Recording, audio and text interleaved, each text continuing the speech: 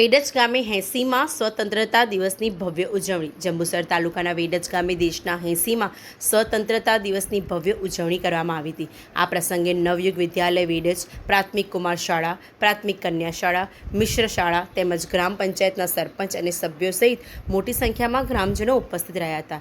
કાર્યક્રમ દરમિયાન સરપંચ પ્રતીક્ષાબેન જાદવના હસ્તે ધ્વજવંદન કરવામાં આવ્યું હતું।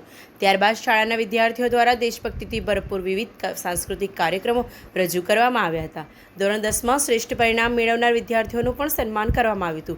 પ્રથમ ક્રમે રોહિત મિત્તલબેન, દ્વિતીય ક્રમે જાદવ જયશ્રીબેન તથા તૃતીય ક્રમે પરમાર કિશન સ્થાન મેળવી ગામનું ગૌરવ વધાર્યું હતું। શાળા પરિવાર દ્વારા વિદ્યાર્થીઓને ઇનામ આપી પ્રોત્સાહિત કરવામાં આવ્યા હતા।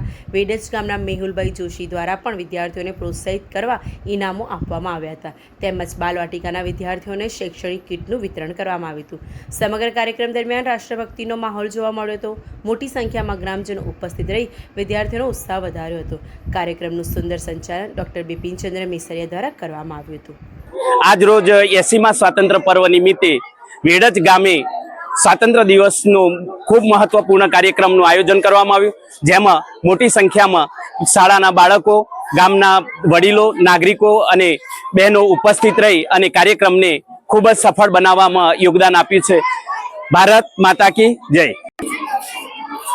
આજે 15મી ઓગસ્ટ 80મો સ્વાતંત્ર્ય દિનની ઉજવણી ભારત દેશ જ્યારથી આઝાદ થયો છે 1947 15મી ઓગસ્ટ ત્યારથી લઈને આજ દિન સુધી આ રાષ્ટ્રીય પર્વની ઉજવણી સમગ્ર દેશની અંદર ખૂબ ઉત્સાહ ઉમંગથી ઉજવાય છે અને આ એક એવું દેશનું પ્રતીક છે અને એટલું એ જરૂરી છે આપણા દેશ માટે કે પેઢી દર પેઢી બધા લોકોને યાદ રહે કે આપણો દેશ કેટલા સંઘર્ષ બાદ હવે આઝાદ થયો છે।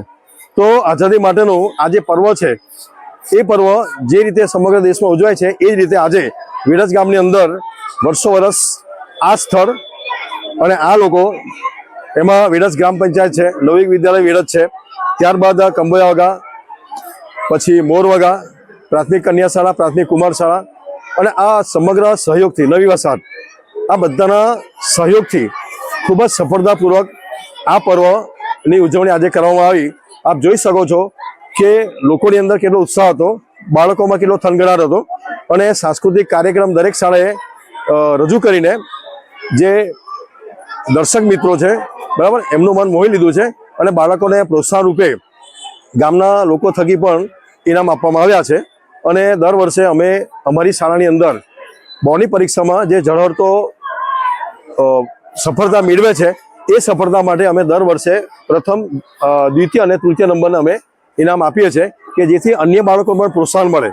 તો આ સમગ્ર બાબતો છે એ આજે આવરી લેવામાં આવી છે અને હું એ રીતે સૌનો આભાર વ્યક્ત કરું છું। ખૂબ ખૂબ આભાર, ધન્યવાદ।